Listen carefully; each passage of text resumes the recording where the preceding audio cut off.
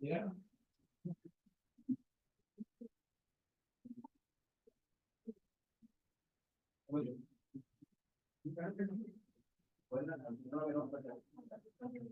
Ahora sí, la oficial. La oficial inicial. Sí, perdónenme, perdónenme. Yo sé, para la Sierra Madre, O para la serie. para la serie. Bien, repite, por favor. Ya, dos. Más. Dos.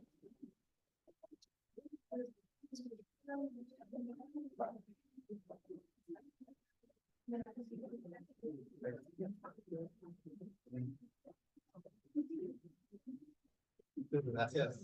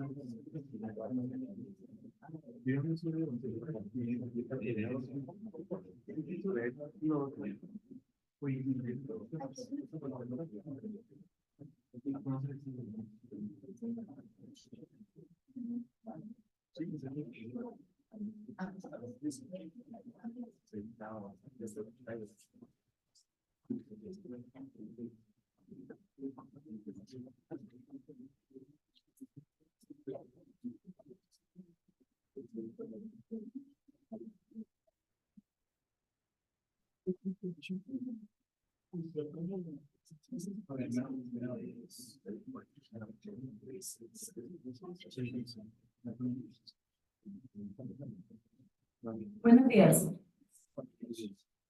Mi nombre es Juliana Ramírez Reynoso y el día de hoy voy a ser su maestra de ceremonias. Estamos hoy reunidos en nombre de la Academia de Derecho Constitucional, Derechos Humanos de Amparo y les damos la más cordial bienvenida al primer día de trabajo del coloquio sobre la reforma constitucional en México, organizado por los profesores el doctor Samuel Iván Ramírez Mejía y el maestro Javier Pérez Rolón. De acuerdo con Richard Albert, las reglas para la reforma constitucional abren una ventana al alma de una constitución, exponiendo sus más profundas vulnerabilidades y revelando sus más grandes fortalezas. La constitución de nuestro país, si bien cae en la clasificación de Bryce como una constitución rígida, según el proceso de reforma establecido en su numeral 135, en los últimos 30 años ha sido modificada con una particular profusión y velocidad. Para encontrar algunas respuestas a esta dinámica de la reforma constitucional en México, es que nos encontramos reunidas el día de hoy. Por un lado, el doctor Michael Núñez disertará sobre la perspectiva jurídica comparada de la reforma. Enseguida, la maestra Ana Laura Ceballos nos proporcionará la visión histórica del tema. Y finalmente, el maestro Javier Pérez Rolón nos aportará sus consideraciones a la luz de la ciencia política. Enseguida me permitiré leer una breve semblanza sobre nuestra moderadora, la doctora Mariana Telles Yáñez. La profesora Mariana Telles es doctora en Sociedad Democrática, Estado y Derecho por la Universidad del País Vasco. Cuenta con una maestría en Derecho Comparado y una en Sociología Jurídica. Fue directora del Departamento de Derecho, directora del Programa de Derecho y directora del posgrado en Derecho en la Universidad de Monterrey, y actualmente es profesora asociada del Departamento de Derecho de esta universidad. En la función pública, la doctora Mariana Telles se ha desempeñado como secretaria ejecutiva de la Comisión Estatal Electoral de Nuevo León, titular de la Unidad Anticorrupción del Gobierno del Estado de Nuevo León y directora jurídica general del municipio de San Pedro Garza García. Actualmente es titular de la Secretaría de la Contraloría y Transparencia del mismo municipio. En este momento le cedo la palabra a la doctora Mariana Telles, nuestra moderadora. Adelante, por favor. Muchas gracias. Muchas gracias, muy buenos días. Bienvenidos a todos. Les agradezco mucho su presencia el día de hoy. Les agradezco el tiempo que dedican a estar aquí con nosotros en un proceso de formación, en un proceso de análisis, en un proceso de crítica entre panelistas, entre estudiantes, entre distintas personalidades que nos acompañan. Y les doy nuevamente las gracias por dedicar su tiempo a este espacio tan importante en la vida académica. Le doy las gracias también a personalidades que nos acompañan, como les comentaba, el magistrado Mario Trevino, de la Sala de Responsabilidades Administrativas del Tribunal de Justicia Administrativa, a los alumnos de Derecho Administrativo, a los alumnos de Derecho Constitucional y a los profesores de académicos. Muchas gracias por compartir su tiempo con nosotros. Quisiera comentarles un poco sobre la dinámica en la que vamos a estar trabajando el día de hoy. Tenemos 3 panelistas. Muchas gracias. Una bienvenida especial para ustedes, un agradecimiento muy especial por la Universidad de Monterrey. Cada uno de ellos contará con 12 minutos máximo para hacer una aportación sobre nuestra temática de reforma constitucional, y tendremos durante sus exposiciones la posibilidad de elaborar preguntas a través de papeletas que van a ser entregadas por sus compañeras que están en el recinto. Posteriormente, con cada una de las exposiciones, procederemos a hacer la temática sobre respuesta o preguntas y respuestas, sobre tiempo y espacio para las preguntas y respuestas. Me voy a permitir dar inicio por nuestro primer ponente, el doctor Michael Núñez, a la lectura de una muy breve semblanza sobre su trayectoria.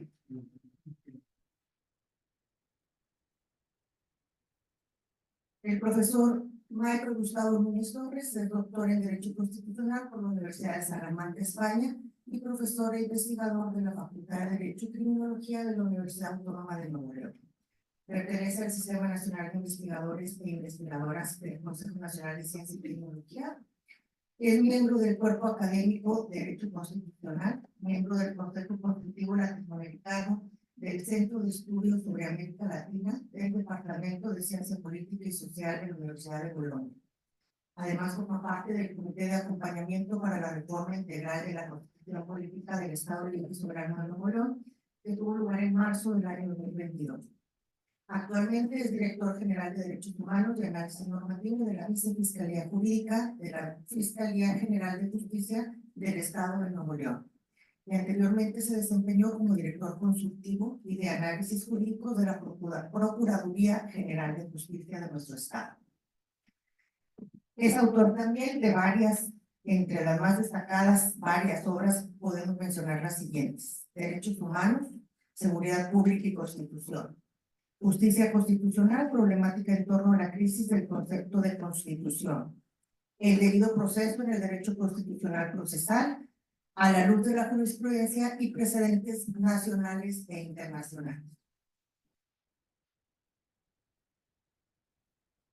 También ha formado parte de tribunales de licenciatura, de maestría, de doctorado, tanto en nuestra universidad, así como profesor de asignatura superior de Derecho Político, profesor de instituciones políticas europeas, profesor coordinador y miembro del cuerpo docente para el curso de Derecho Iberoamericano para traductores de la ONU. Le agradezco mucho al doctor Michael por su tiempo, su disposición, y le cedo la palabra para su presentación.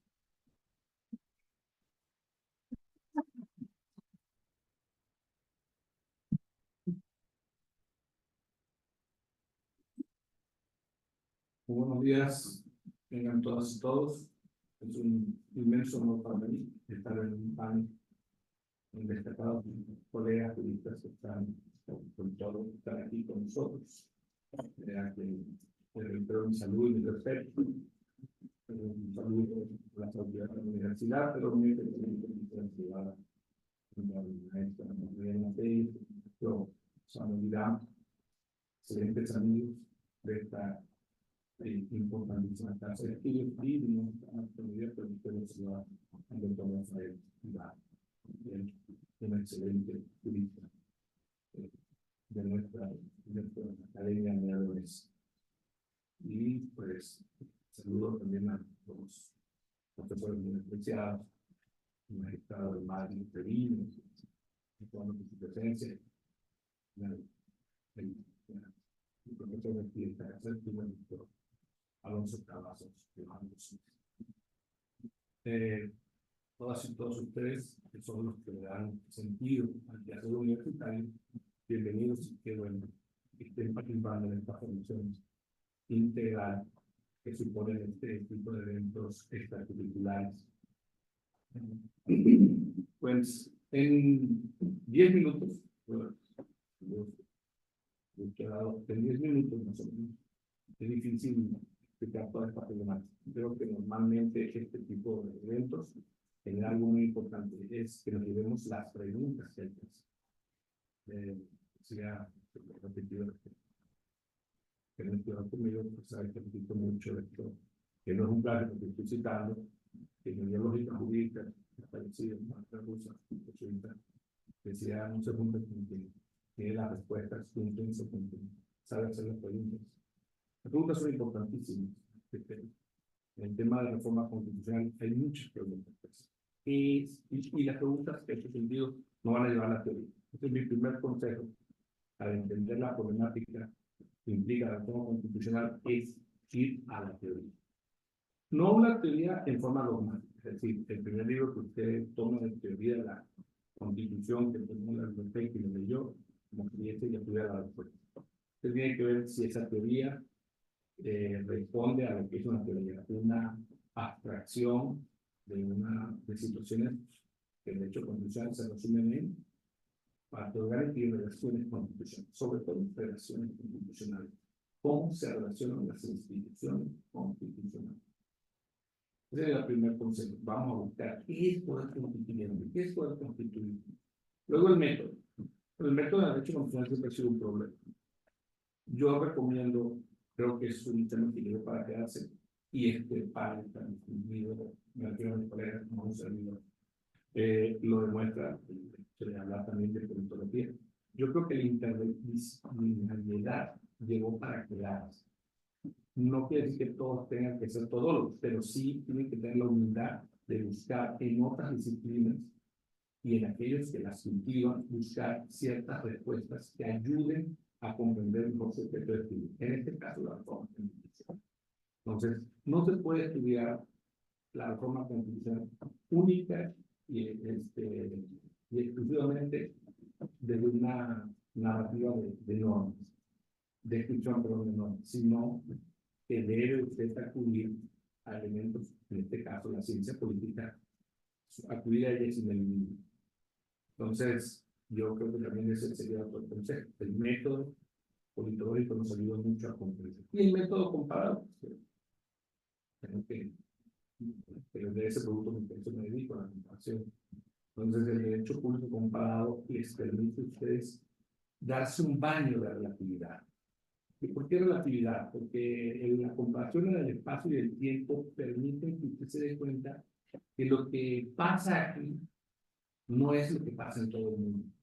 Que las instituciones llegan acá, pero de donde las tomamos funcionando de otra manera, y aquí, es un verbo que no gusta nada, pero creo que es muy gráfico porque dicen tropicalizar. Cuando se tropicalizan, se distorsiona. A veces es algo obligado, porque el contexto, los criptotipos que decimos los comparatistas, esas fuentes del derecho no verbalizadas inciden en nuestro objeto de estudio. Entonces, entendemos la reforma constitucional de otra manera. Creo que el derecho comparado nos va a ayudar mucho. Ustedes vean cómo opina el derecho comparado esta lógica. Vamos a ubicarnos entonces en el derecho comparado como simplemente, insisto, por el tiempo, solo hacer planteamientos para que vean la problemática que tenemos. Se ha dicho en ese acto que muchos juristas tenemos de soberbia. Por eso la interdisciplinaridad es complicada, porque creemos que toda la respuesta la da nuestra disciplina. El derecho comparado te enseña a ser humilde para sí. Por eso, un constitucionalista puro, mi maestro Lucho Pedro dice que debemos decir que somos comparatistas, no constitucionalistas. Bueno, que nos dedicamos a él. Porque el constitucionalista piensa que su constitución tiene la razón, que sus categorías jurídicas tienen la razón. Y no la comparación te demuestra que todo tiene algo que decir. Por eso, no tengo problemas, por ejemplo, en decir que en reforma constitucional, a la luz de lo que la mejor teoría más autorizada ha dicho, El Salvador, Guatemala nos llevan ventaja. Costa Rica nos lleva ventaja. Entonces, hay unos prejuicios, por ejemplo, para España, por un tema que no es de todo. Oye, para España, estudiar sistema acusatorio, en materia de procesal penal, nosotros le llevamos ventaja a España. Pero ya están con jueces de instrucción. Estoy superando eso. Que el cuerpo juez investigue. Es un tema, un estadio de la historia que México dejó claramente hace muchos años, no de la reforma del 2008 de antes. Tenemos policías ministeriales, una policía judicial, etc. Quiero decir que la comparación sirve para que veamos, para que nos demos complejos. No somos menos que nadie como tal, pero también no somos más que nadie, ¿no? El juicio de amparo, tengo un trabajo sobre el juicio de amparo donde puedo decir que en el siglo XIX el amparo mexicano es el aporte de mayor calado, de mayor especificidad, peso específico que México le da al mundo. Y hoy puedo decir que el juicio de amparo en América Latina es el menos garantista, y no hablemos de la reforma. Antes la reforma era el menos garantista, después la reforma no es el menos garantista y no cumple con los parámetros que el artículo 25 del Pacto de San José exige para estos medios, como un derecho de todos los que estamos sujetos a la jurisdicción de la Corte Interamericana, el hecho de que nosotros tenemos que tener un juicio efectivo, breve, para garantizar los derechos contenidos del pacto y en general en toda nuestra comunidad. Hoy por hoy, el juicio de amparo es muy complejo. Esto quiere decir que la comparación permite que usted vea las perspectivas y vea hay cosas que no se podrán trasladar en esta circulación de modelos. La reforma constitucional en México es un gran problema, como lo decía la licenciada Ramírez en su exposición. Me gustó mucho que empezara por definir una categoría muy típica, una clasificación que es la clasificación entre constituciones rígidas y constituciones flexibles, que es de Lord Rice, y en la cual permite precisamente dividir aquellas cuyo procedimiento de reforma es agravado, ponerlas dentro de las rígidas, y aquellas constituciones donde el procedimiento para reformarla es igual que el del procedimiento ordinario para la comisión de leyes, en constituciones flexibles. Bueno, esa dicotomía hoy por hoy en México no tiene sentido. Es una clasificación que se sigue estudiando y que se debe estudiar, por lo menos para decir que aquí en México no funciona así. Nosotros tenemos que ver que es tanta la capacidad de reformar la Constitución en México. Lo comparamos con cualquier país del civil law, ¿sí? Que sería Europa y América Latina, difícilmente encontremos, ¿cierto? A bote pronto creo que no hay un país que reforme tanto la Constitución. Entonces, creo que ese sería un punto muy importante entender, porque es tanto la capacidad de reforma constitucional que nosotros tenemos reformas. Hablamos muchas veces de la reforma del Estado. ¿El Estado qué se va a reformar? El Estado es el Estado. El territorio, la nación. Aquí es reforma constitucional, pero claro, decir, vamos a la gran reforma constitucional, sí. Anualmente se está publicando reformas constitucionales, no tiene mucho sentido. Y muy importante, los límites. Pensamos que todo se puede reformar. Y hay unos límites, aunque no son expresos, aquí son límites que existen, que son implícitos, como la forma democrática de gobierno, como los derechos fundamentales, como el tema de la división de poderes, que es fundamental. Dice el artículo 16, por eso termino, de la Declaración de los Derechos del Hombre y del Ciudadano, debería ser bien conocido. Aquella sociedad donde no hay división de poderes, donde no hay igualdad, donde no hay libertad, no hay constitución. Y Tomás y Valiente, el gran historiador del derecho español, dice: si esta constitución no tiene la división de poderes, se podrá llamar constitución, pero no es una constitución. Y un texto son instrumentos de gobierno, códigos constitucionales, pero constitución en el sentido esencial de la palabra, que es el contenido común que en cualquier comparación no conozco ninguna constitución que no, o teoría considera que no parta de control del poder, checks and balances, pesos y contrapesos. En definitiva, división de poderes, inexistencia de poderes absolutos. Poder judicial, poder independencia, autonomía, órganos constitucionales autónomos que deben defender su autonomía a capa y espada, porque es uno de los grandes logros de la democracia por lo menos en la República. Y es donde, vean el derecho comparado, verán cómo los poderes constituyentes, con una teoría terrible de el todo, el que lo puede todo, porque es el poder originario, que es un invento de muchos ellos, pero que usted no verá en la Constitución estadounidense ningún tema que hable de un poder que todo lo puede, que todo lo logra.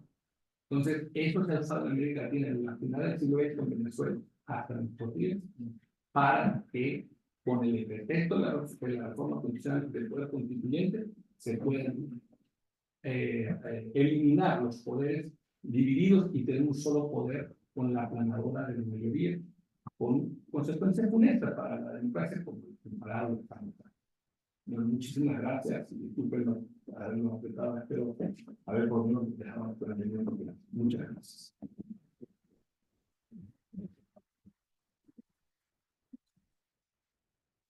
Muchas gracias, doctor, muy amable, muy interesante y además muy valioso el recordarnos la importancia del enfoque interdisciplinario y del análisis comparativo en todas, sobre todo mujeres con el derecho constitucional, en los casos concretos de una reforma constitucional en presidente. Porque si no, pues tendríamos una misión miope, una misión acotada.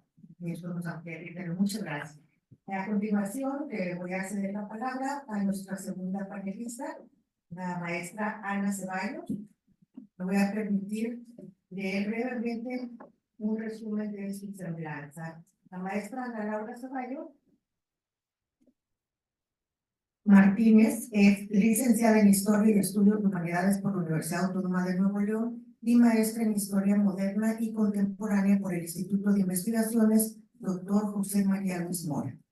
Sus estudios se han centrado en el periodo revolucionario y la formación del Estado postrevolucionario en México desde una perspectiva regional.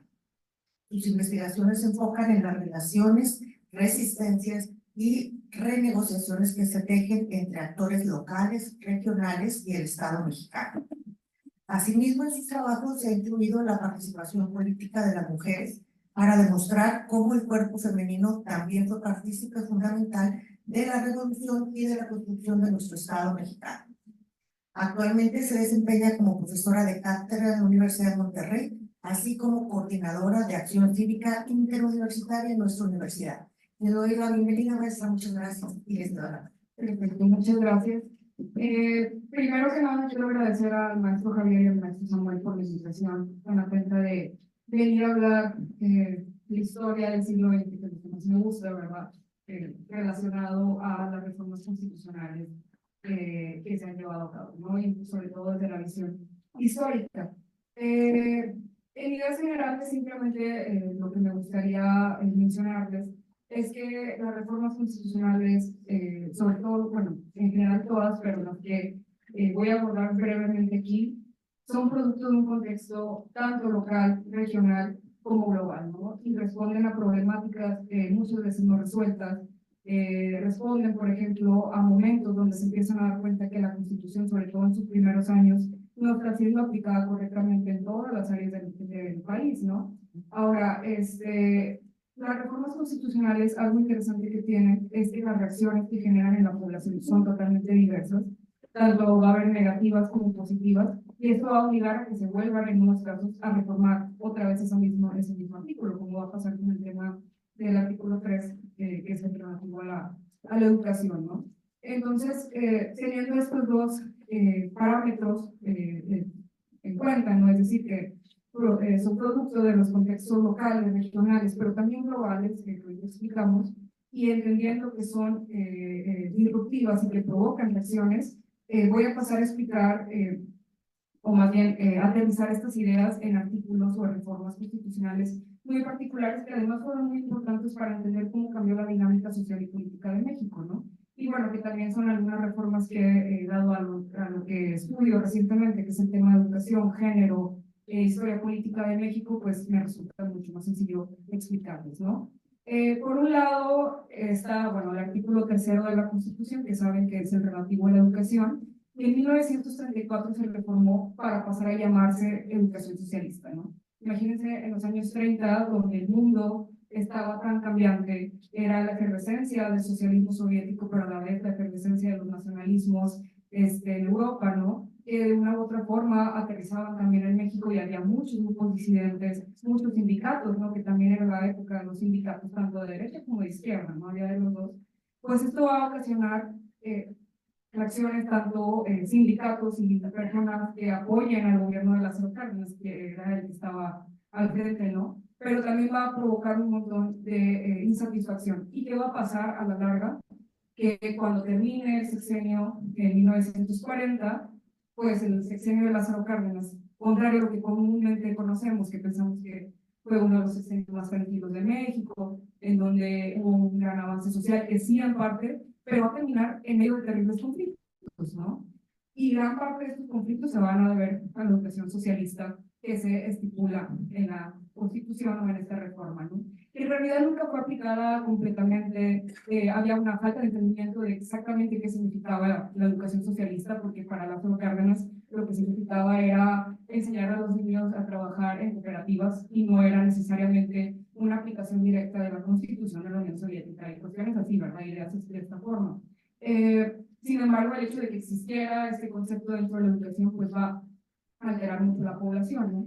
Incluso hay quienes dicen que a partir de esta reforma empezó una segunda guerra cristera, ¿verdad? Porque fue una reacción por parte de los cristeros que habían quedado pues resentidos contra el Estado, pues quedaban como, ¿cómo es posible que se metan con el tema educativo también, ¿no? Y que además pues no habían funcionado otras cuestiones que consideraban como disruptivas, como las misiones culturales que eran parte de eso, ¿verdad? Entonces, el sexenio va a terminar en terribles condiciones en 1940. Entra Manuel Ávila Camacho, pero va a haber una crisis electoral en donde pues se lanza otro candidato que no va a ser parte del PRI, bueno, del PRM en ese entonces, y se van a dar cuenta que mucha población apoya al otro candidato, que es Almazán, ¿no? Pero luego vamos a entender también, cuando entra Ávila Camacho en el 40, que ya hasta la Segunda Guerra Mundial está Alemania ganando terreno y Alemania, por ejemplo, empieza a tener vinculaciones con muchos grupos disidentes en México y México decide también ser apoyo a Estados Unidos una vez que decide entrar a la guerra, ¿no? Entonces, teniendo este contexto tanto local, es decir, las disidencias que se crean en México a partir del sexenio de Lázaro Cárdenas, que son diferencias ideológicas y políticas totalmente opuestas, pero a la vez está la Segunda Guerra Mundial, donde tienen un miedo de que la población no manifieste una unidad, se vuelve a reformar la Constitución, el artículo 3º de la Constitución, y se le quita el concepto de socialista en 1945 y se añade esta parte donde dice que la educación debe fomentar el amor a la patria y la seguridad internacional. ¿Por qué? Porque parte de la política de Ávila Camacho era justamente este proyecto de la unidad nacional para evitar que la población pues se disociara, ¿no? Y evitar que hubiera grupos que apoyaran a al bando del eje en un momento donde México pues estaba apoyando a Estados Unidos, que era pues el enemigo del eje, ¿no? Entonces vemos cómo este contexto local de disidencias, de disonancias, ¿no? Ideológicas, pero también el contexto global de las guerras mundiales que van, bueno, en este caso de la Segunda Guerra Mundial, que de una u otra forma impacta en México, aunque no va a ser directamente, pero sí impacta, por ejemplo, la reforma constitucional, ¿no? Entonces, eso es de las cuestiones interesantes a tomar en cuenta cuando lo leemos desde la historia, ¿no? Y de aquí me voy a dar un salto hasta 1980. En 1980 se vuelve a reformar el artículo 3º y le otorga la autonomía a todas las universidades e instituciones de educación superior de México que sean públicas. Esto es bien interesante porque es años después de los movimientos estudiantiles del 60 y 70 que no se saben y que, bueno, quizás algo que a veces no nos queda tan claro o no conocemos es que los movimientos estudiantiles no solamente fueron en UNAM o en el IPN, sino a lo largo de México, aquí en la Universidad de Nuevo León, en la Universidad de Sonora, incluso el TEC, y la mayoría de lo que protestaban, bueno, sobre todo las que eran públicas, era que querían obtener las autonomías al estilo que lo había hecho la UNAM en el 29, o que después la Autónoma de Nuevo León lo va a obtener en los 70, ¿no? Entonces vemos cómo esta reforma constitucional del 80 responde a una deuda histórica que le debían a los jóvenes estudiantes universitarios que tenían mucho tiempo protestando, ¿verdad? Ahora, de aquí aprovecho para pasarme a otras reformas electorales relacionadas a los movimientos estudiantiles de los 60 y de los 70. Y aquí también quiero aclarar que es necesario que veamos el contexto global. ¿Por qué? Porque los movimientos que surgen en los 60 pues no son autónomos, no son regionales, no son nacionales, sino son movimientos que surgen primero en Francia, pero también se trasladan a América Latina, en Brasil, luego en Estados Unidos, ¿no? Y esa es una característica de los movimientos de los 60 estudiantiles, que no van a tener los movimientos estudiantiles en México anteriormente, que eran muy locales, ¿verdad? Pero ¿qué va a pasar? Parte de lo que piden, pues es acabar con el autoritarismo partidista, pero también piden mayor participación política, ¿no? Entonces, en 1970 viene una reforma electoral en el artículo 34, en donde se baja la mayoría de edad, la minoría de edad para votar de 21 a 18, ¿no? Que era como esta deuda otra vez a los jóvenes universitarios, pero sobre todo después de la masacre del 68, ¿no? Que viene Echeverría, que sobre todo lo que quiere hacer Echeverría y todo su gabinete, pues es separarse de la imagen que había dado Díaz Ordaz o la mala imagen que había dado Díaz Ordaz, no solamente en el ámbito nacional, sino en el internacional, y por eso hace esa reforma, ¿no? Y luego en el 72 vuelve a reformar el artículo 34 y baja la minoría de edad para las diputaciones de 25 a 21 años, ¿no? Entonces, bueno, vemos otra vez como el contexto de las disidencias, los movimientos sociales, locales, pero también la influencia global, tienen un impacto en la reforma, en las reformas constitucionales, ¿no?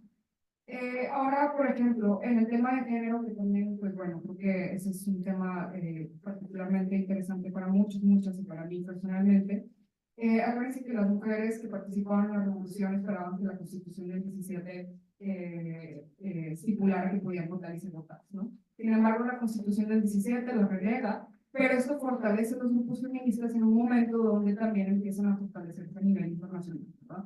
Con Cárdenas hay un montón de diálogos, de pláticas para que las mujeres obtuvieran el voto, porque parte de lo que Cárdenas que quería hacer en un principio de su sexenio, pues era el acceso, ¿no? De todas las personas a la política, a la democracia, etcétera, etcétera. Sin embargo, Cárdenas, y todo el gabinete, asustado por lo que había pasado en España, que recuerden que son los años 30, el momento de la Guerra Civil Española y los conflictos entre los republicanos con los militares, ¿no?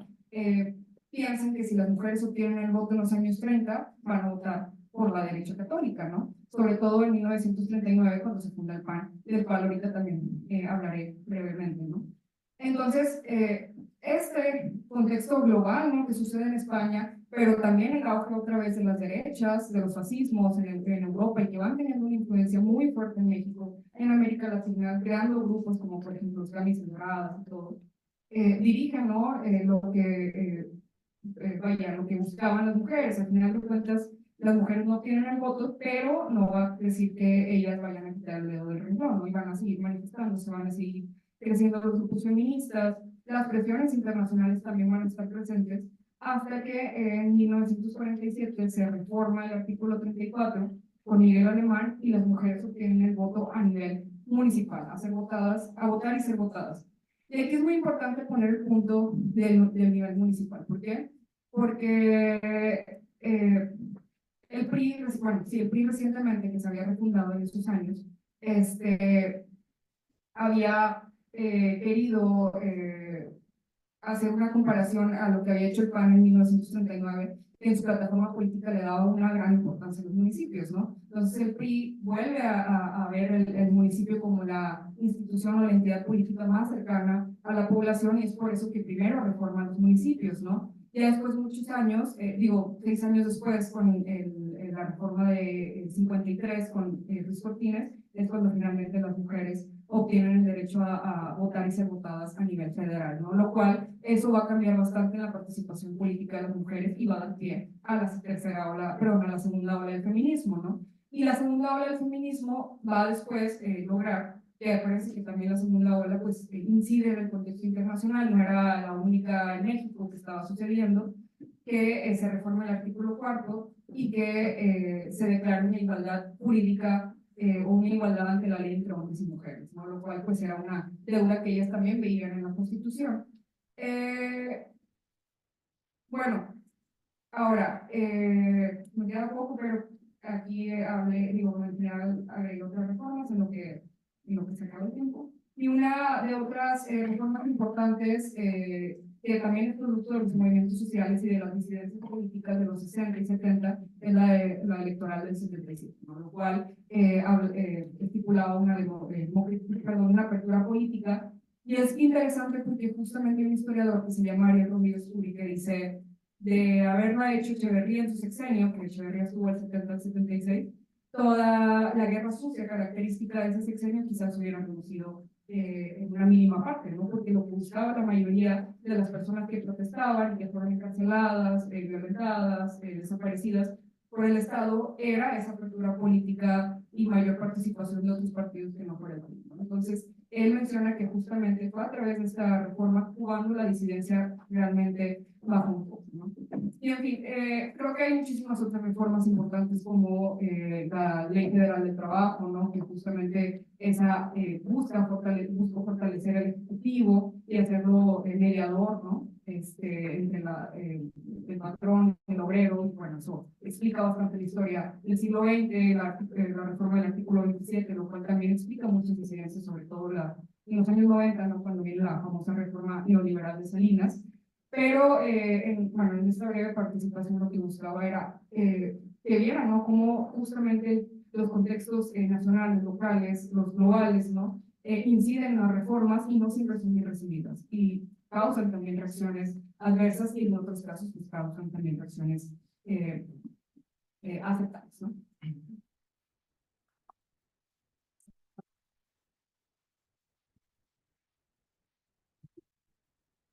Muchas gracias, maestra Ana. Muy interesante no perder de vista la visión histórica, ¿no? Que no nada más nos explica, nos facilita el entender, nos justifica, sino hasta nos ayuda a reconciliarlo con por qué suceden las cosas, ¿no? O sea, por qué ciertas reformas constitucionales estaban determinadas por el momento específico, por los acontecimientos de las circunstancias, por el contexto global. Pero esta visión histórica que nos aportó en esta intervención ha sido muy valiosa. Muchísimas gracias. Vamos a pasar ahora a nuestro tercer panelista. Antes me tomo 30 segundos para recordarles que tienen las papeletas para poder hacer las preguntas. Al final de las 3 intervenciones vamos a estar dando cariño. Nuestro tercer panelista es el maestro Javier Pérez Rolón. Bienvenido, maestro.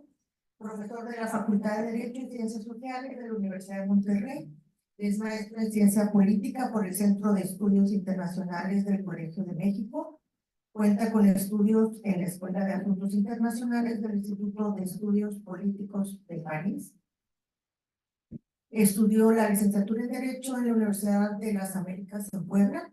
Ha colaborado como consultor en organizaciones del sector público y de la sociedad civil en temas de evaluación de políticas públicas, de participación ciudadana y jurídica, y además en temas de justicia. Sus principales líneas de investigación son el estudio constitucional de los sistemas federales, las políticas públicas de prevención de las violencias y las relaciones intergubernamentales, y la coordinación interinstitucional en la administración pública. Actualmente se desempeña como encargado de despacho en la Subsecretaría de Prevención y Seguridad Humana del Gobierno del Estado de Nuevo León. Bienvenido, maestro Javier Pérez. Muchísimas gracias, doctora Mariana Telles.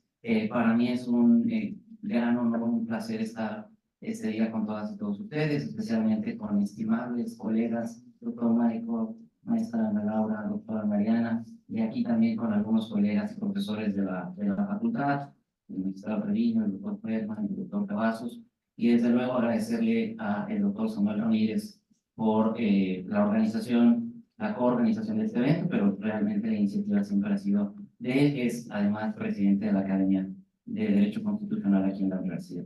Muchísimas gracias. Yo traigo una presentación, seré muy breve. Quisiera, además de lo que ya se ha dicho, tanto del doctor Michael en perspectiva comparada, hablar sobre la reforma constitucional y la maestra Laura sobre que cada reforma es hija de su momento histórico, vamos a decirlo así. su coyuntura no solo local, nacional, internacional, sino también de un momento determinado. Yo quisiera en este breve espacio hablar sobre el tema también desde la ciencia política. Entonces, pretendo hacer 3 apartados en esta breve reflexión. El primero, el que se refiere a la construcción constitucional, como le llamaba el doctor Jorge Carpizo, la reforma constitucional o la construcción de la Constitución. En un segundo momento, el momento actual, un poco para prepararnos a lo que viene el día de mañana en el coloquio, que es una conferencia magistral sobre donde se nos compartirá un tema muy específico, muy puntual, muy coyuntural, que es la reforma presentada por el presidente de la República el 5 de febrero de este año sobre una reforma al Poder Judicial y particularmente a la Suprema Corte de Justicia de la Nación.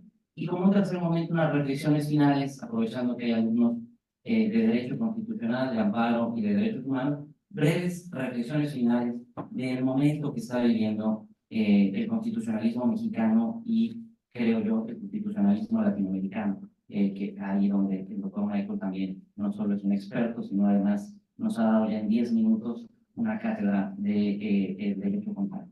Bueno, comenzamos con el primer tema, que es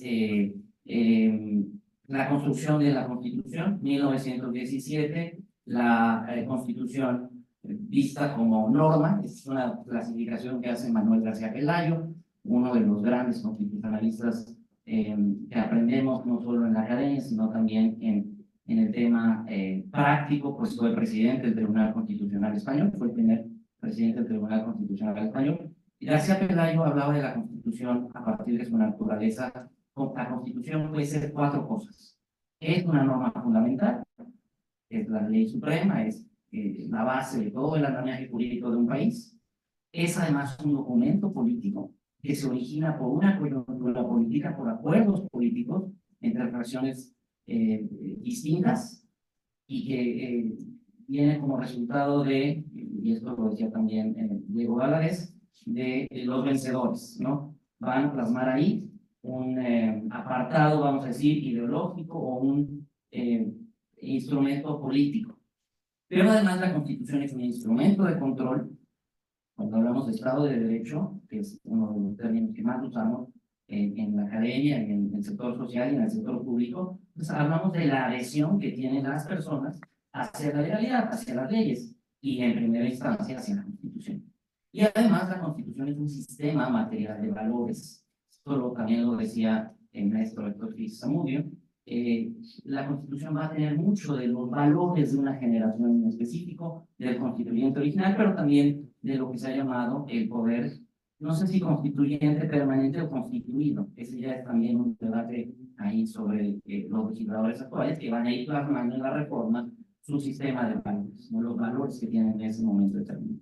Entonces, para continuar con esto, en 1917, ya lo decía la maestra Ana Laura, creo que la Constitución de 1917, en su idea original, es una Constitución no solo altamente popular, con una legitimidad social amplia, sino diríamos que es una Constitución, y voy a usar un término que suele ser usado de manera demagógica, pero creo que aquí sí es correcto, es una Constitución del pueblo, puesto que proclama 2 grandes aspiraciones de 2 grandes sectores en ese momento, el sector campesino y el sector en ese momento incipiente, pero ya con una puntual vida activa en la vida pública, que es el sector obrero, el sector de los trabajadores. A partir de ese momento, estos 2 grandes sectores sociales van a usar la Constitución como una herramienta para ir ganando ciertas luchas sociales, reparto de tierras, conformación de sindicatos, salarios mínimos, jornadas laborales, etc., ¿no? La Constitución en su origen es legítima, tiene una legitimidad social, es una Constitución popular, y después viene otro momento, que es el momento, y ahí es donde quisiera yo entrar con el tema politológico. Siguiente, por favor. Que es el tema de la Constitución y la reforma de la Constitución dentro del sistema político mexicano del siglo XX. Un sistema político que es caracterizado por un partido hegemónico, en donde se van a dar ciertas reformas constitucionales. Estoy hablando ya del momento a partir del año 39, del 29, si queremos irnos al tema del partido hegemónico, pero se van a dar un conjunto de reformas que van a darle a la Constitución una característica de herramienta política. Se van a plasmar en esas reformas aspiraciones programáticas de un gobierno en turno. Y ahí vienen las reformas, un poco por lo que mencionaba también la maestra Ana Laura, la reforma, por ejemplo, en materia de seguridad social, la reforma del derecho al voto, la reforma a la Ley Federal del Trabajo, la reforma política hasta 77, que van a ir en espacios que otorga, diríamos, el sistema político y que se otorga a partir de una herramienta programática. Van a ser las reformas, entonces, herramientas programáticas del gobierno en turno. Y aquí es lo que quiero resaltar. Estas reformas no se dan por un consenso político porque el partido es hegemónico. Hay una mayoría en ambas cámaras, se dan más bien como una dotación, diríamos, del gobierno en turno. La reforma, entonces, es usada no solo como una herramienta social, sino como una herramienta política. Y finalmente, a partir del 77, algunos lo ponen hasta finales de los 80, pero es el momento que, creo yo, seguimos viviendo, que hay una reforma política resultado de una pluralidad política. 77, la reforma a varios artículos, entre ellos al 41, abre la puerta del Congreso a nuevas fracciones políticas, el Partido Comunista, por ejemplo, el Partido de los Trabajadores, entre otros, y estos partidos que van a ir ganando espacios en las asambleas legislativas, en los congresos, tanto en el Congreso de la Unión como en los congresos locales, van a ir generando consensos con el partido hegemónico, aún mayoritario, y se van a dar reformas que van a tener dos características que me parece son problemáticas y que venimos arrastrando incluso hasta la actualidad. La primera es que las reformas, como son parte de un consenso, ahora sí de un consenso político entre minoría y mayoría, las minorías van a querer plasmar en ese acuerdo, o van a querer plasmar en la Constitución, minuciosamente todo lo que se acordó, dándole a la Constitución una especie como de desfiguro, porque en la Constitución se va a incorporar todo, las minorías teniendo este temor de que si se plasma el acuerdo general, luego el partido hegemónico, aún con mayoría, pudiera en las leyes generales, en las leyes ordinarias, cambiar el sentido de la naturaleza del consenso. Entonces tenemos una Constitución que se va a ir ampliando, se va a ir haciendo un texto abigarrado, desordenado.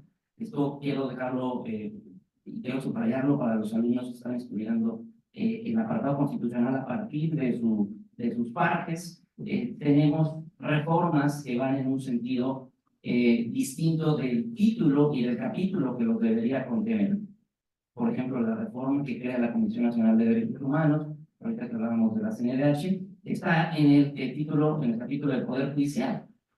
Las reformas que crean los órganos constitucionales autónomos de la COFESE, por ejemplo, o el Instituto Federal de Telecomunicaciones, están en el apartado de los derechos humanos. Entonces hay un desorden constitucional producto de estas reformas tan minuciosas que incluso lo que se pone en la Constitución, en opinión de algunos, y yo me adhiero a esa opinión, tendría que ir en una ley general o incluso en un reglamento de esa ley, no en la Constitución, ¿no?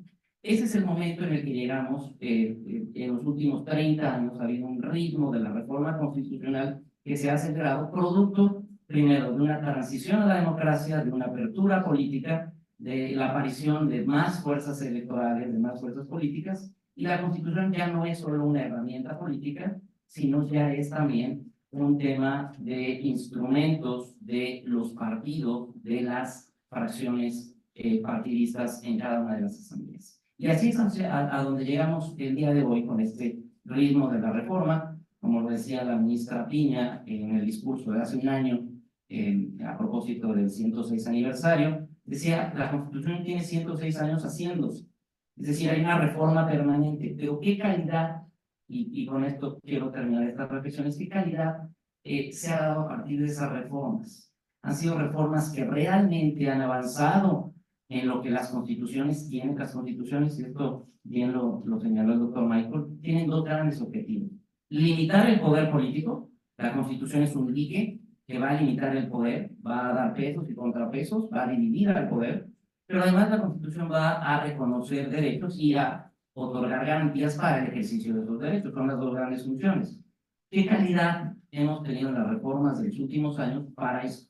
Para limitar al poder, que creo yo que en este momento la línea es mucho más invisible de la limitación del poder, hay un poder presidencial que ha ido creciendo y que hay que limitarlo. Y por el otro lado, ¿qué garantías se han ido dando para que efectivamente esos derechos que reconoce la Constitución puedan ser ejercitados, ejercidos?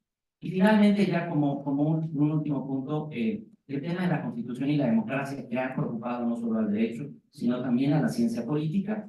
Quiero dejarlos con dos reflexiones. Primero, la idea insoslayable de la necesidad que tiene el país de controlar, frenar y dividir el poder.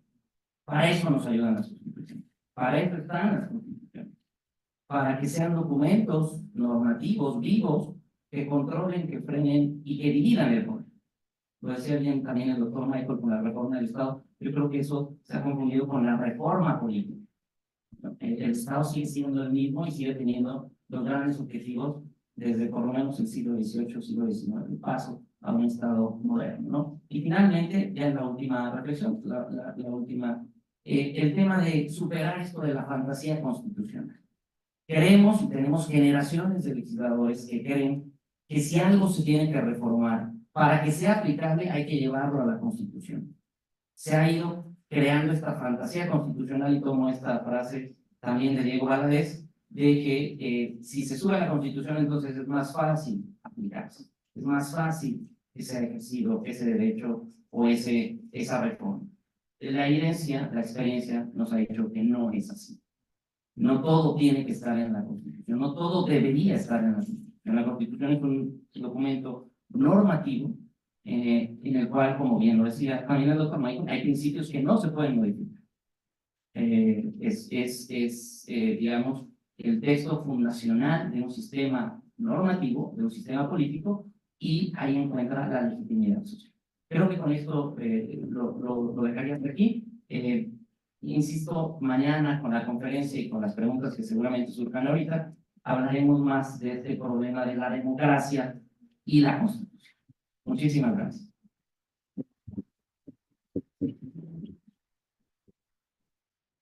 Muchas gracias, maestro Javier Rolón. Gracias por acotarnos al comentario que yo también había tenido la oportunidad de escuchar de la ministra Piña, pero tan importante y seguir siendo voceros de él. No nada más hace falta reformas constitucionales, sino un análisis y evaluación de la calidad de esas. Sobre todo cuando estamos hablando que en la Constitución, como lo dijo el maestro, pues, tenemos el instrumento para garantizar nuestros derechos y tenemos el mecanismo de control político para pues poder no estar sumidos en los ciudadanos en esa posibilidad de abuso del poder y de mal ejercicio del poder. Muchas gracias nuevamente. Muchas gracias a los tres por haber participado. Voy a dar paso a las preguntas. Voy a pedirles que cualquiera de ustedes que quisiera contestar, no lo haga saber. Está abierto a uno, dos o a los tres. Todavía tenemos tiempo para poder ampliarnos en la respuesta. Se mencionó al principio que hay valores intrínsecos de la Constitución, así como la democracia. ¿Considerarían que la eliminación de los organismos constitucionalmente autónomos amenace la democracia? Es una pregunta de Mariana Agreda. Maestro Michael.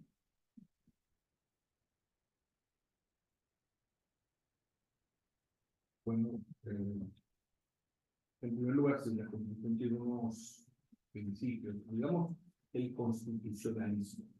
Dice Nicolás Pelucci, que Constitución de Estados Unidos para acá, pero constitucionalismo de los antiguos hasta acá.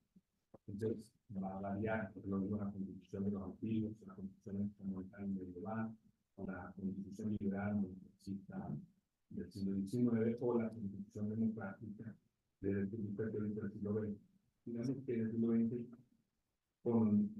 tienen tres fases, usando a Pedro de Vega como guía. El principio democrático, una especie de tensión dialéctica, así como Hegel, de hecho, el ciclo democrático, establece la soberanía popular. Sería difícil que sea una condición que vuelva a replantear una monarquía absoluta. Yo quiero decir que no puede existir, han existido constituciones monárquicas, muy válidas. En el sentido actual, ese es un valor importantísimo en la democracia. La otra es la división de poderes, que todavía los une en el principio liberal, división de poderes y derechos fundamentales. Creo que hoy por hoy ese es el paradigma racionalizador de todo el ordenamiento jurídico, los derechos fundamentales, pero sobre todo la división de poderes. Es muy importante, que es garantía de los derechos. No hay derechos fundamentales si no hay división de poderes. Podemos seguir creando derechos fundamentales y ustedes ven que hay una proliferación de derechos fundamentales que bien pueden desprenderse de un derecho a través de interpretación, pero se siguen creando y se hacen reformas para poner un derecho que ya se podría entender de otro derecho. Pero bueno, la última, que es la síntesis, que la tesis es síntesis, la supremacía constitucional. Ese texto es norma suprema. Pero no es norma suprema en el sentido formalista de que tenga un vértice, como alguna vez lo entendía que es, sino es norma suprema porque integra. O sea, decía Esmel, la constitución no es más que norma, es integración. O sea, dice, es integración de la pluralidad social, de la pluralidad normativa, de la pluralidad institucional. Por eso hay ciertos nudos constitucionales. Y en eso entran los órganos judiciales autónomos. Los órganos judiciales autónomos es una construcción contemporánea de la división de poderes para combinar técnica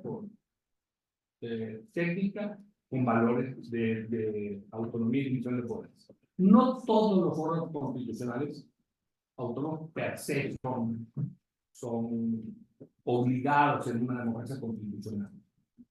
Pero hay algunos que evidentemente forman parte de la evolución y que quitarlos significa en un retroceso tremendo, por lo menos en valor, en derecho y en democracia. La independencia de poder judicial, discutir eso, la verdad es ocioso decir la importancia que implica. Y algo muy importante, yo considero que una reforma constitucional, desde ya lo adelanto, una reforma constitucional que limite gravemente la independencia judicial es una reforma que atenta contra el propio Pacto de San José y cualquier de los tratados internacionales a los que el México se ha adherido a través de los procedimientos humanos. Y luego, eso puede usted vuelve a comentar, pero procuración de justicia y sistema electoral, que estos órganos no sean autónomos, que se limite su autonomía, francamente es un problema de una regresión autoritaria, pero no se tipifica. Muchas gracias, maestro Michael. ¿Pasamos a otra pregunta? Muy bien. Esta pregunta es de Valeria Chapa y nos dice: en clase de Derecho Constitucional discutimos las repercusiones del hiperreformismo, tanto en México como en el mundo. Teniendo esto en cuenta, ¿consideran que estamos experimentando actualmente consecuencias específicas del reformismo constitucional en México? Es importante destacar que durante este sexenio se han reformado hasta ahora 63 artículos, mientras que en el sexenio pasado se reformaron 56 artículos.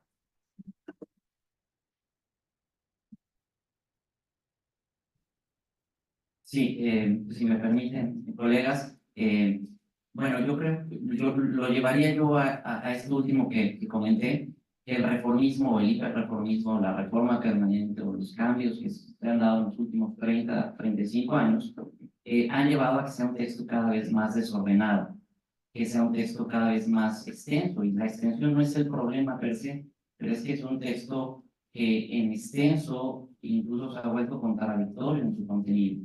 Y además, el tema es que cada reforma, lo decía también esto el doctor Fitz, le han metido mucha mano y mucha técnica, o muchas manos y muchas técnicas, lo que ha hecho que tengamos hoy un texto que a veces es contradictorio, que no usa la misma técnica, la misma redacción, que es difícil de leer incluso para los abogados. Siempre a mis alumnos les hago esto de leer el artículo 28 o 27 y a ver que me lo expliquen completamente. Es difícil, y esto quiero llevarlo a un tema que es de suma importancia para las universidades, que es la cultura constitucional y que es un tema mayor, que es la cultura jurídica de los mexicanos. Si los propios abogados y los propios legisladores que reforman la Constitución lo hacen en sentido contrario, no lo ubican donde tiene que ubicarse, ponen temas reglamentarios o de leyes generales en un texto constitucional, los estudiantes de Derecho aprenden ese tipo de reformas, pero en general la sociedad mexicana adolece de una cultura constitucional, no la conoce y cuando quiere conocerla no la entiende. La UNAM, por ejemplo, y por eso saco las universidades, midió el tema de la cultura constitucional durante muchos años a través de una encuesta de cultura constitucional, recuerdo muy bien 2001, 2005, 2011, 2015, en donde cada vez una pregunta en una muestra bastante amplia, que era, se le preguntaba a los mexicanos si creían que la Constitución respondía a los desafíos, a los problemas actuales. El porcentaje de personas que respondían que sí fue bajando.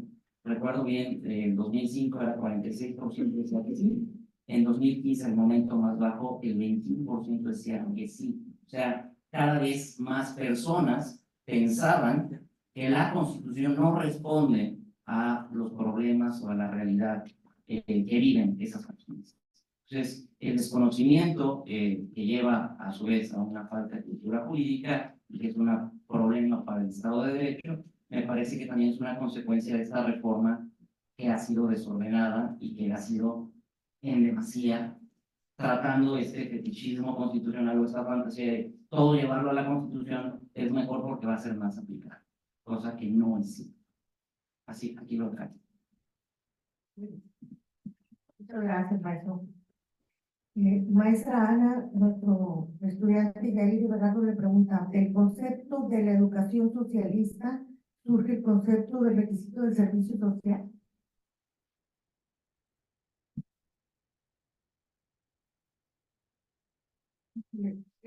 No recuerdo si fue en esa época o fue anteriormente, pero según yo, el requisito del servicio social surge desde los 20, cuando también se refunda la Secretaría de Instrucción Pública, o el Ministro de Instrucción Pública, la Secretaría de Educación Pública, ¿no? Que viene teniendo una reforma a través de otros artículos constitucionales para crear la SEP y otras cuestiones relacionadas a la formación del nuevo Estado mexicano, ¿no? Ahora también una cuestión relacionada al servicio social va aunada a la idea de los ciudadanos que tienen que ser parte y formar parte de este nuevo Estado, ¿no? Y que se va construyendo a lo largo del siglo XX, ¿verdad?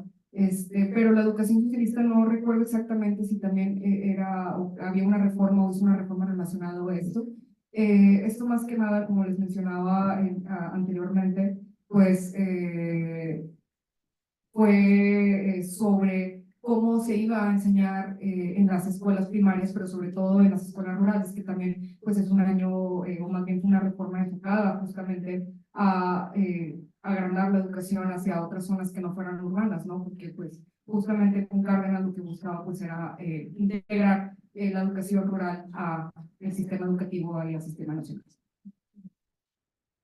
Gracias, maestra. La siguiente pregunta de Isabela Velasco es para los tres, es una pregunta muy concreta.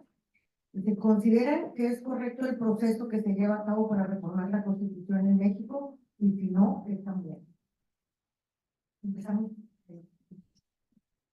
Bueno, yo creo que hablando de la característica de la rigidez constitucional que comentábamos al inicio, la reforma teóricamente es difícil porque es rígida la Constitución mexicana y esto significa que tiene un proceso distinto de reforma comparado con las leyes ordinarias. Esa es la característica teórica de la rigidez constitucional. Hay un procedimiento especial para reformar la Constitución, cosa que en México, ya lo decía también el doctor Michael, pues no se ha dado en la realidad. Ha sido reformada muchas veces.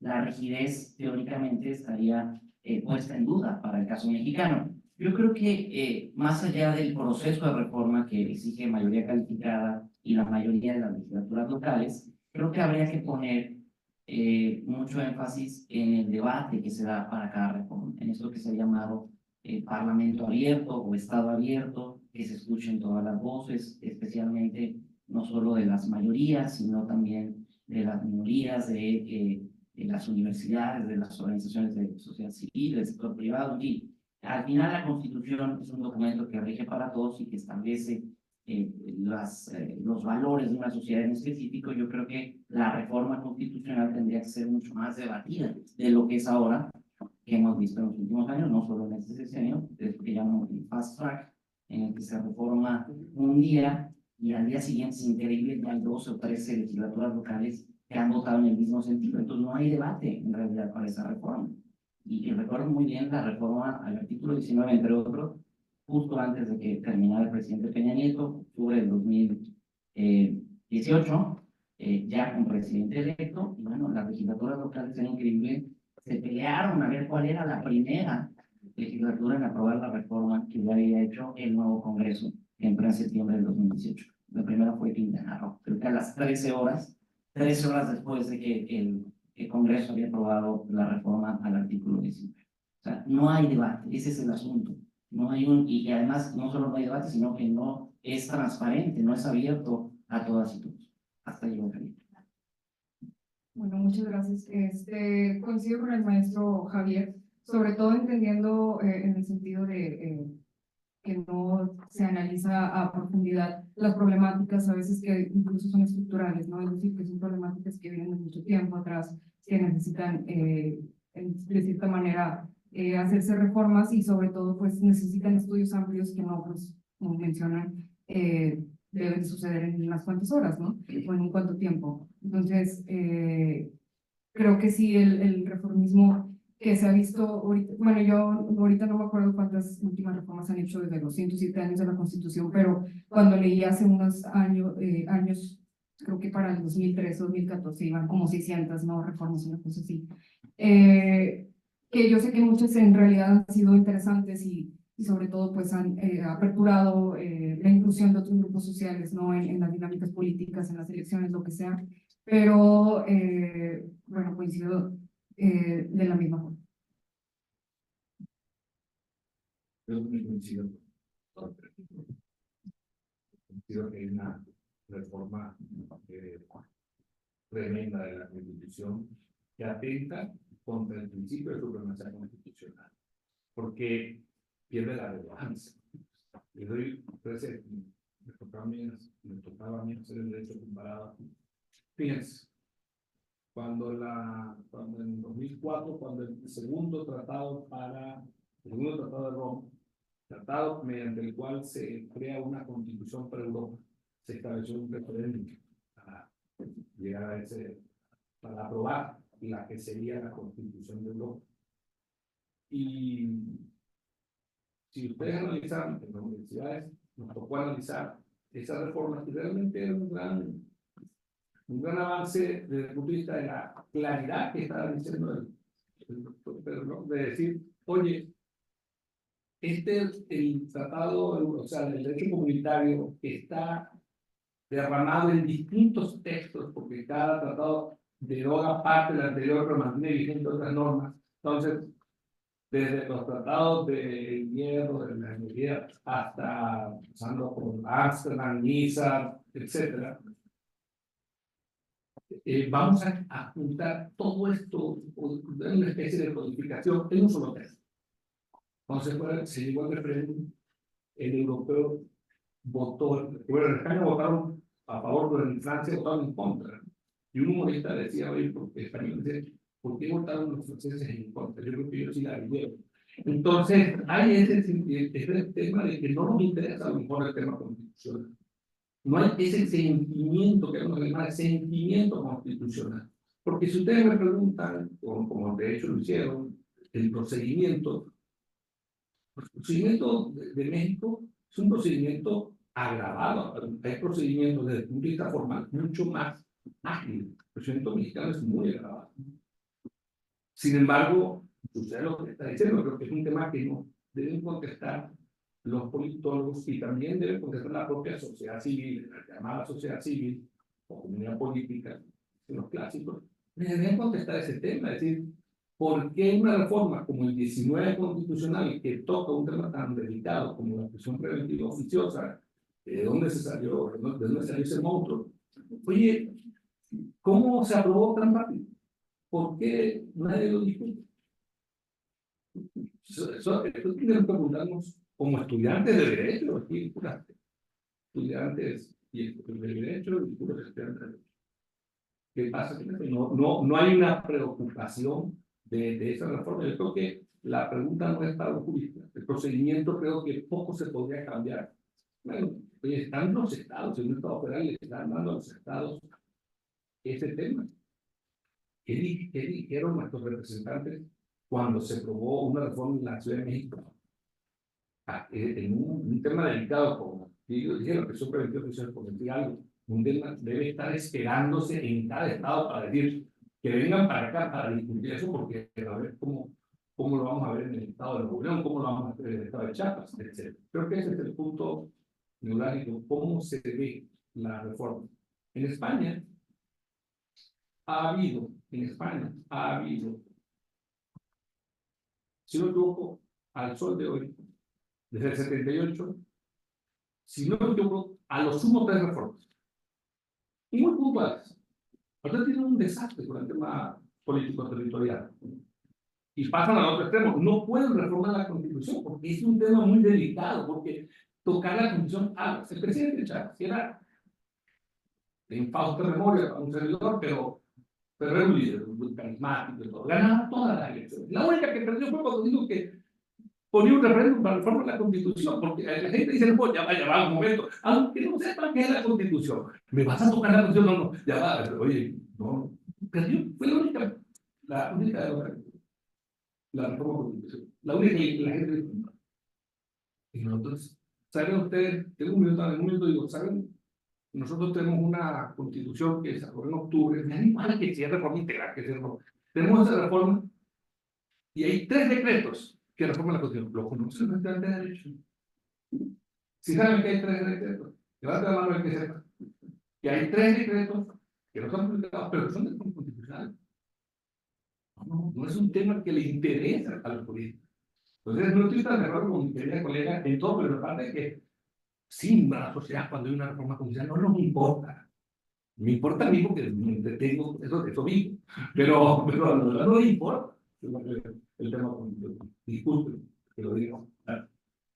Muchas gracias, doctor Michael.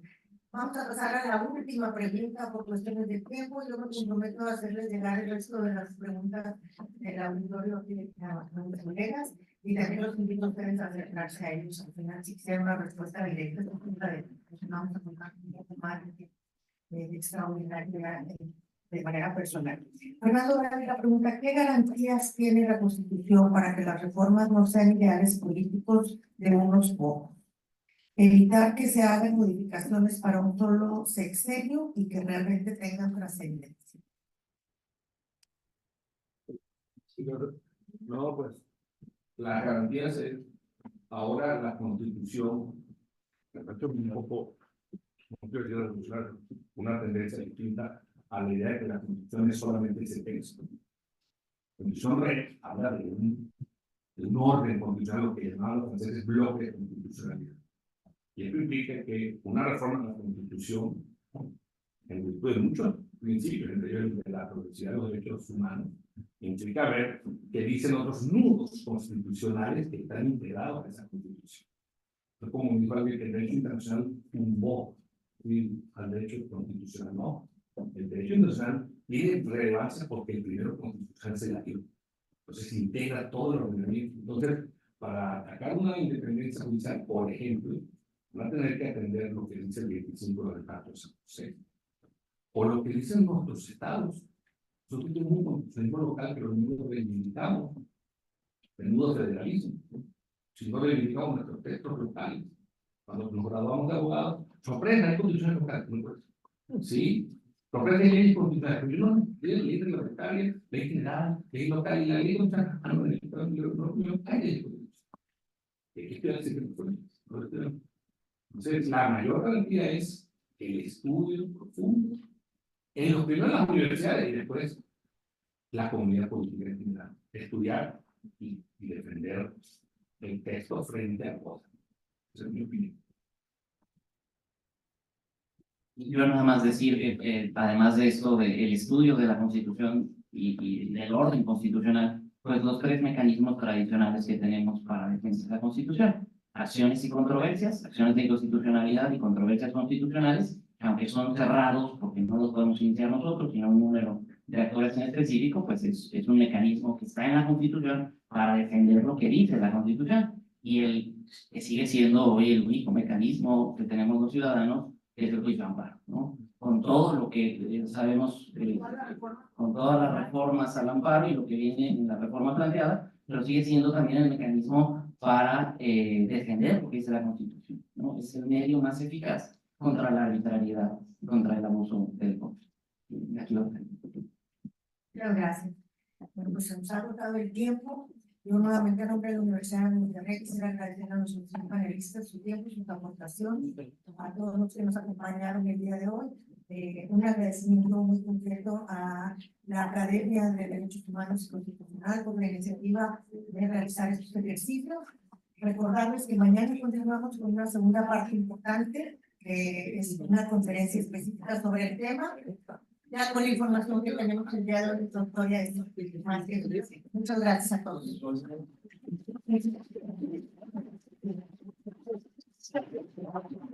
Gracias, nada más, como comentó la doctora Mariana, mañana a las 11:30 será la impartición de la conferencia magistral sobre la propuesta de elección popular en el suministro de la Suprema Corte Constitucional Nacional. También solicitamos al director del Departamento de Derecho, el doctor Rafael Ibarra, y al doctor Samuel Ramírez, si nos acompañan al frente para entregar las constancias.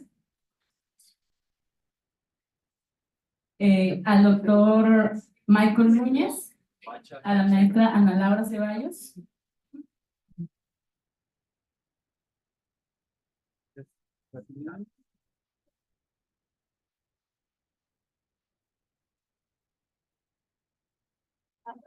Muchas gracias. También al maestro Javier Pedrolón y nuestra moderadora, la doctora Mariana Telles.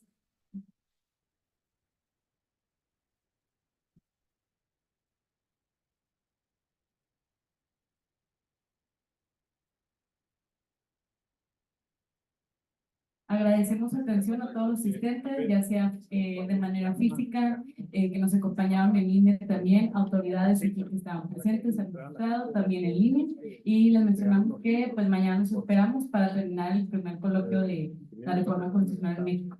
Muchas gracias. Ahorita vamos a hacer una foto oficial de nuevo, pero pues bueno, ya terminamos. Gracias.